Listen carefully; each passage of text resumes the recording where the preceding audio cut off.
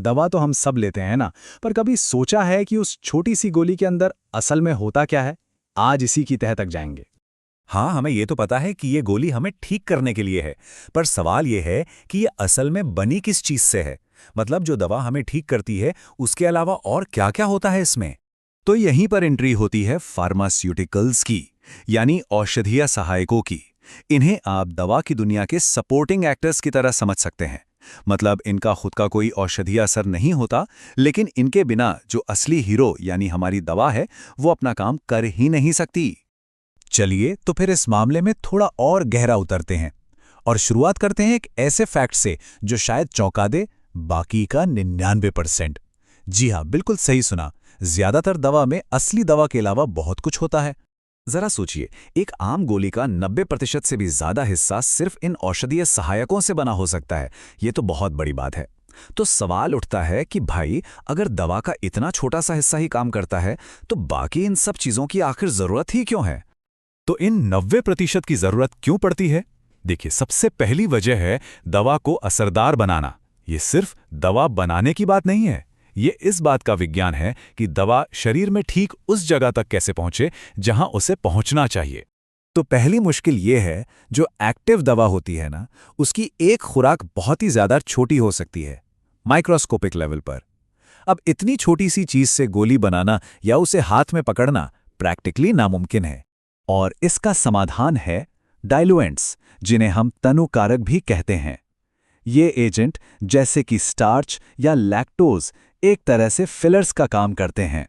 ये गोली को जरूरी वजन और आकार देते हैं ताकि उसे आसानी से हाथ में पकड़ा जा सके और इस्तेमाल किया जा सके। ठीक है, एक और चैलेंज। जब आपके पास कई तरह के बारीक पाउडर हो, तो उन्हें एक साथ चिपकाकर कैसे रखा जाए? वो बिखर क्यों नहीं जाते? यहाँ काम आते हैं बाइंडर्स और एडहेसिव्स। इनको आप दवा का गोंद या ग्लू समझ लीजिए। ये सभी चीज़ों को एक साथ मजबूती से पकड़ कर रखते हैं और ये भी पक्का करते हैं कि हर गोली में दवा की मात्रा बिल्कुल एक जैसी हो। जिलाटिन और स्टार्च इसके कुछ बहुत कॉमन उदाहरण हैं। अब आते हैं एक बहुत ही, कह सकते हैं, इंसानी चुनौती पर, दवा को खाने लायक बनाना। क्योंकि सीधी सी बात है, अगर कोई दवा लेगा ही नहीं तो वो काम कैसे करेगी? इसी को मेडिकल भाषा में पेशेंट कंप्लायंस कहते हैं। जरा इस फर्क को देखिए। एक तरफ है कच्चा एक्टिव दवा।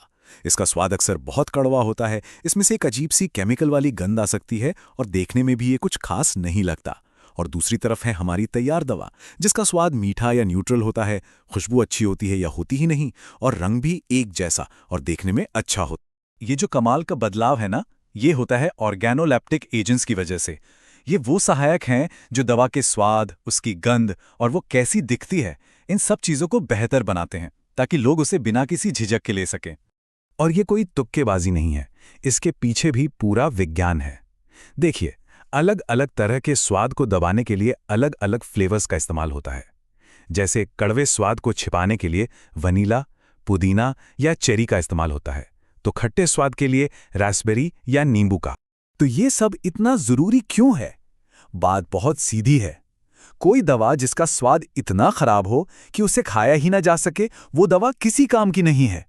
और यही वजह है कि मरीजों का दवा को ठीक से लेना, यानी पेशेंट कंप्लायंस, हेल्थ केयर की दुनिया में एक बहुत बड़ी चुनौती है। अच्छा, दवा को असरदार और खाने लायक बनाने के अलावा एक और बहुत ज़रूरी काम है, उसे टिकाऊ बनाना। मतलब ये पक्का करना कि दवा फैक्ट्री से लेकर हमारे घर तक पूरी तरह सुरक्षित और स्थिर रहे। दवा के लिए एक बहुत बड़ा खतरा होता है माइक्रोबियल ग्रोथ, यानी बैक्टीरिया, यीस्ट और फंगस का पनपना। ये न सिर्फ दवा को खराब कर सकता है, बल्कि उसे इस्तेमाल के लिए असुरक्षित भी बना सकता है। तो प्रिजर्वेटिव्स या परिरक्षक इसे रोकते कैसे हैं? ये 3 स्टेप्स में काम करते हैं। स्टेप 1, ये माइक्रोब की बाहरी परत यानी सेल मेम्ब्रेन को तोड़ देते हैं। स्टेप 2, ये उसके जरूरी प्रोटीन और एंजाइम के काम में रुकावट डालते हैं। और स्टेप 3, ये उसकी बढ़ोतरी को ही ब्लॉक कर देते हैं, जिससे माइक्रोब और बढ़ नहीं पाता। लेकिन यहाँ एक सवाल जरूर मन में आता है, और ये बहुत जरूरी सवाल है, कि क्या ये सारे एडिटिव्स, ये सारी चीजें पूरी तरह से सेफ होती हैं? ये बहुत जरूरी सवाल है और इसका जवाब हमेशा सीधा साधा नहीं होता। कुछ प्रेजर्वेटिव्स जैसे कि बेंजोइड्स से कुछ लोगों को एलर्जी हो सकती है। कुछ आर्टिफिशियल रंगों की सेफ्टी पर तो दशकों से बहस चल रही है।